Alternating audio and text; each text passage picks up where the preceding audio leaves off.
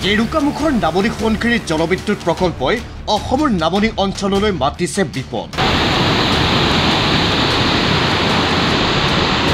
অথচ প্ৰকল্পটোৰ পৰা এক ইউনিটো বিদ্যুৎ নাপাব অসমে। যে তেওঁলোকে অসমক বিদ্যুৎ দিব পৰা অৱস্থাত নাই বুলি এনএছপিচিয়ে কৈ দিছে। ইয়াৰ বিদ্যুৎ আগ্ৰালৈ যাব, দিল্লীলৈ যাব, বিভিন্ন ধৰণৰ উত্তৰ প্ৰদেশলৈ যাব, বাহিৰৰ ৰাজ্যসমূহলৈ ইয়াৰ বিদ্যুৎ যোগান ধৰা হ'ব। কিন্তু অসমে কিনিবলৈও ইয়াৰ বিদ্যুৎ নাপাব বুলি ইতিমধ্যে আমি গম পাইছোঁ।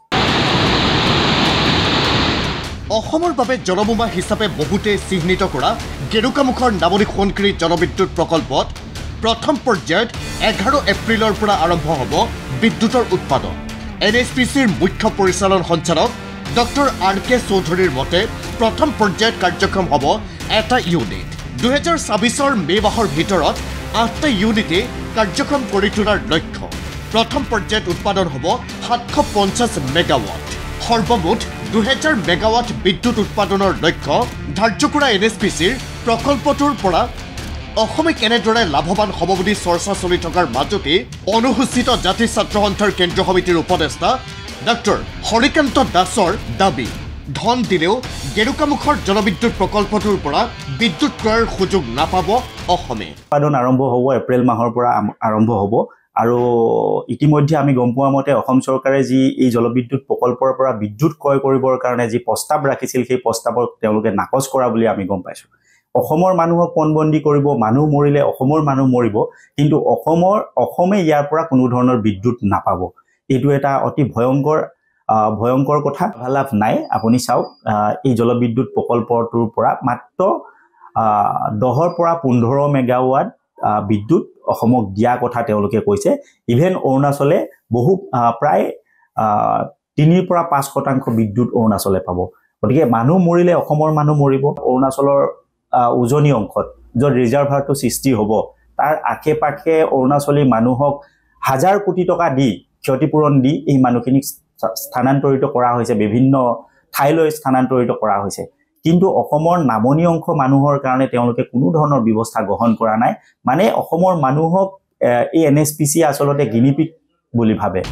ছাত্ৰ নেতাজনৰ তথ্য অনুসৰি থুনুকা গেডিঅ' শিলেৰে গঠিত পাহাৰত 106 মিটাৰ উচ্চতাৰ জলবিদ্যুৎ প্ৰকল্পটো নিৰ্মাণ কৰোঁতে সন্মুখীন হৈছে কঠিন প্ৰত্যাহ্বানৰ। 2021 পৰা 2025 চনৰ ভিতৰত 45 বাৰকৈ ঘটিছে অঘটন। কেতিয়াবা যদি পাহাৰ খহিছে, কেতিয়াবা খহিছে গাৰ্ডৱাল।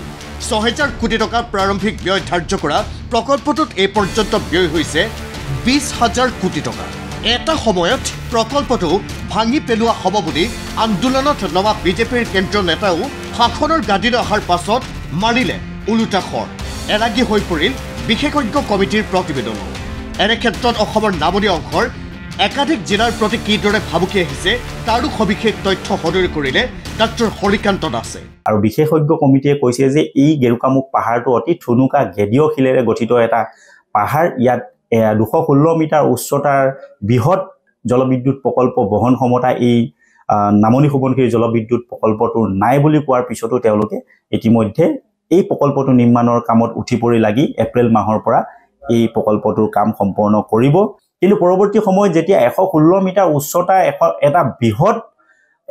এটা বৃহৎ বান্ধে এটা প্ৰায় 75 কিলোমিটাৰ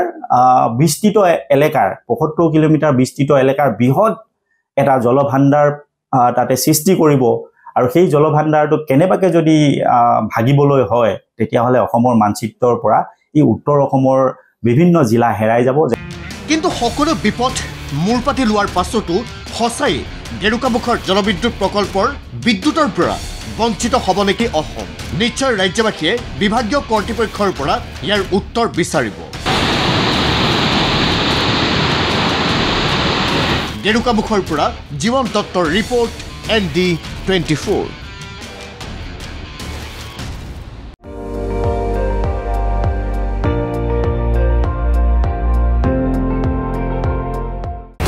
আপুনি চাই আছে ND24, সৰ্বশ্ৰেষ্ঠ নহয় সৰ্বোত্তমৰ দৌৰত।